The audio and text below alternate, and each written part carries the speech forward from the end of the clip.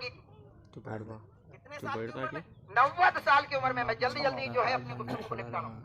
90 साल की उम्र में एक दुआ मांगी, रब्बी हबली मिनस सालिहीन, ऐ मेरे मौला मुझे नेक सालेह औलाद अता फरमा।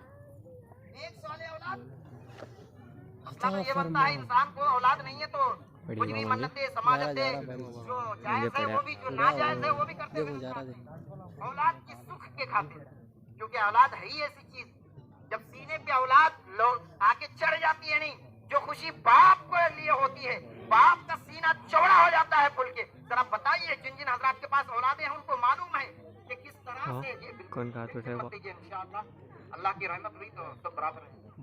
कहने का मतलब ये है कि अल्लाह से नबी 90 साल की उम्र में औलाद ही मिल जाए तो बड़ी बात, लेकिन हजरत इब्राहिम ने कहा नहीं, सिर्फ औलाद नहीं लूंगा, बुर्दबार वाली औलाद चाहिए, नेक औलाद चाहिए, सालेह औलाद चाहिए। ऐ इब्राहिम खलीलुल्लाह, क्या वजह है? औलाद दे देता अल्लाह तो बड़ी बात थी। 90 साल की उम्र में हड्डियां कमजोर हो जाती हैं, 90 साल की उम्र में आदमी बूढ़ा हो जाता है, ऐसे वक्त पे अगर रब औलाद दे दे तो बड़ी बात। लेकिन इब्राहिम खलीलुल्लाह नेक औलाद चाहिए, वजह क्या है? तो इब्राहिम खलीलुल्लाह की रूह से आवाज आएगी, ऐ लोगों सुनो सुनो, मैं तुम्हें दर्श देना चाहता हूँ, जब रब से मांगो तो ज्यादा मांगो, क्योंकि ये रब की बारगाह है जहाँ पे खजानों की कोई कमी नहीं, जहाँ पे खजानों की कोई कमी नहीं। किसी अगर सेठ से मांगते तो उसकी हैसियत के मुताबिक मांगते, 10,000 दे दो, 20,000 दे दो, लाख रुपए दे दो, जितनी हैसियत है उस हिसाब से मांगते। लेकिन यहाँ पर जो बारगाह है, जिस बारगाह में आप मांग रहे हैं, वहाँ पे किसी चीज की कमी ही नहीं। वो तो गनी है, वो तो मालदार है, उसके खजाने में कमी नहीं आती, तो फिर कम क्यों मांगे? तो इब्राहिम खलीलुल्लाह ने गोया कि हमें बताया कि एक तीर मारो तो निशाने पे पहुंचे। मांगो औलाद, लेकिन खाली औलाद नहीं, निकम्मी औलाद नहीं, जाहिल औलाद नहीं, नेक औलाद मांगो, सालेह औलाद मांगो। अल्लाहू अकबर। और दूसरी वजह यह थी कि अगर औलाद नेक होगी तो माँ बाप के लिए फायदेमंद साबित होगी।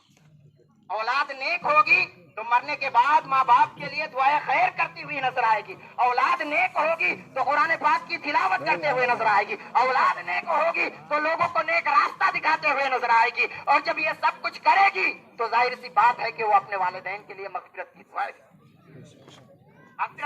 भी करेगी। हजरत इमाम फखरुद्दीन राजी फरमाते हैं, एक कब्रिस्तान से हजरत मूसा अलैहिस्सलाम का गुजर हुआ। जब गुजर हुआ तो क्या देखते हैं? कब्र में अजाब हो रहा है। जैसे मैं बता रहा हूँ, एक कब्र में अजाब हो रहा, दोबारा वापस आए तो क्या देखते हैं?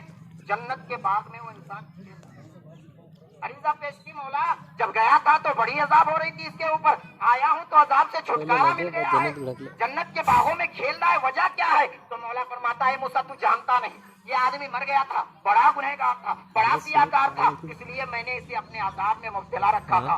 लेकिन जब ये आया था तो इसकी बीवी हमल से थी, जब उसको बच्चा पैदा हुआ तो उसकी बीवी ने जब चलने के काबिल हुआ बच्चा, तो उसकी बीवी ने उंगली पकड़ के मदरसा के जानिब ले जाके कहा, मौलाना साहब इन्हें दीन की तालीम दीजिए, इन्हें दीन की तालीम दीजिए।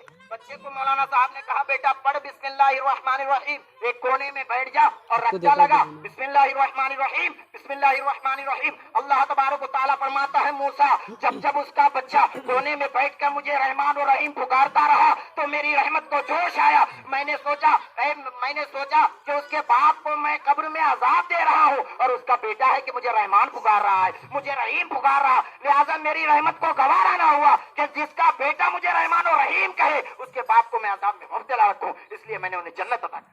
तो कहने का मतलब और मुकाम यह हुआ कि जब औलाद नेक होगी तो बाप के लिए फायदेमंद होगी। इसीलिए इब्राहिम खलीलुल्लाह ने कहा, मुझे नेक सालेह औलाद चाहिए। और आज माहौल हमारा यह हो गया है, हम अपने बच्चों को दीनी तालीम की तरफ जानिब रखते नहीं।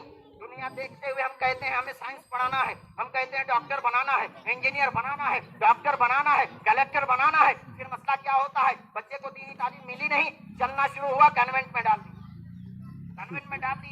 आज मैं दौरे हाजिरा पे तकरीर कर रहा हूँ, कॉन्वेंट में डाल दिए। अब थोड़ा बच्चा और बड़ा हुआ, इंग्लिश मीडियम वगैरह में डाल दिए। जो आप चाहते थे पढ़ाना वो पढ़ाने लगे, और फिर आप जो है कभी ऐसा मसला हुआ कि डिग्री हासिल करने के लिए, ग्रेजुएशन करने के लिए बाहर देश भेज दिए। अब मसला ये हुआ, बच्चा फोन कर रहा, अब्बा हुजूर लाख रुपया चाहिए। बाप भागा दौड़ते, कभी इस सेठ के पास, कभी उस सेठ के पास, कभी अपना जेब देखा, कभी अपनी तिजोरी देखा, और पैसा किसी तरह से भी वो इकट्ठा कर रहा है, क्योंकि बच्चे को पढ़ाना है। डॉक्टर बनाना है, इंजीनियर बनाना है। अब वो लाख रुपए का इंतजाम तो किया, बाप ने आओ देखा ना ताओ, बाप ने ये नहीं देखा हराम रिस्क से ये कमाई आ रही है या हलाल रिस्क से। हराम हराम हलाल किसी चीज की तमीज किए बगैर अपने बच्चे को पैसा डाल, बच्चा ग्रेजुएट हो गया। अब मसला हुआ, घर आया, बाप बुढ़ापे को पहुंचा। एक दिन ऐसा मसला हुआ, हजरत इस्राइल आ गए। हजरत इस्राइल आए, जान चाकुनी के आलम में है। बाप कह रहा, बेटा मेरे नूरे नजर जरा सूरे यासीन पढ़ दे, मेरी सांस अटकी हुई है ताकि आसानी के साथ मेरी रूह कब्ज हो जाए। बेटा कहता, आपा हुजूर आपने तो बताया ही नहीं कि कौन से कुरान के बारे में सूरे यासीन, आपने सिखाया ही नहीं, दीनी तालीम तो आपने दी ही नहीं। अब जरा सोचिए, जिस बच्चों के पीछे आपने लाखों खर्च किए, वो आपके मरने के वक्त भी